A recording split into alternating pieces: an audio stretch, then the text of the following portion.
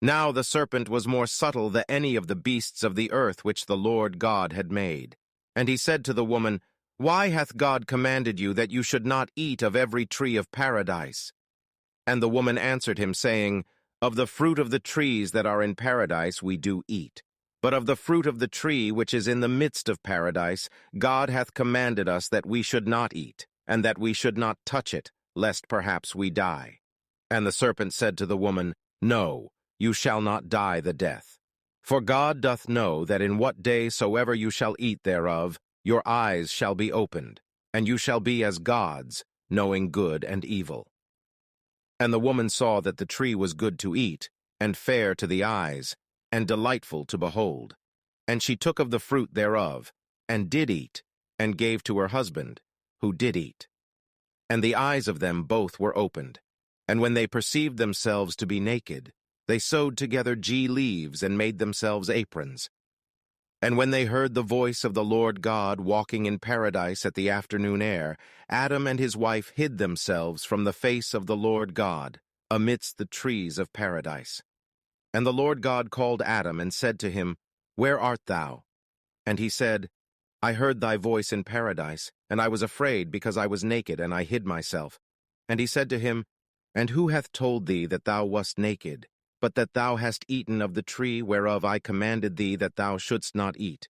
And Adam said, The woman whom thou gavest me to be my companion gave me of the tree, and I did eat. And the Lord God said to the woman, Why hast thou done this? And she answered, The serpent deceived me, and I did eat. And the Lord God said to the serpent, Because thou hast done this thing, thou art cursed among all cattle, and beasts of the earth. Upon thy breast shalt thou go, and earth shalt thou eat all the days of thy life. I will put enmities between thee and the woman, and thy seed and her seed. She shall curse thy head, and thou shalt lie in wait for her heel. To the woman also he said, I will multiply thy sorrows and thy conceptions.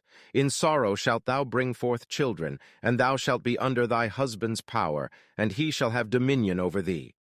And to Adam he said, Because thou hast hearkened to the voice of thy wife, and hast eaten of the tree, whereof I commanded thee, that thou shouldst not eat, cursed is the earth in thy work. With labor and toil shalt thou eat thereof all the days of thy life. Thorns and thistles shall it bring forth to thee, and thou shalt eat the herbs of the earth. In the sweat of thy face shalt thou eat bread till thou return to the earth out of which thou wast taken. For dust thou art, and into dust thou shalt return. And Adam called the name of his wife Eve, because she was the mother of all the living. And the Lord God made for Adam and his wife garments of skins, and clothed them.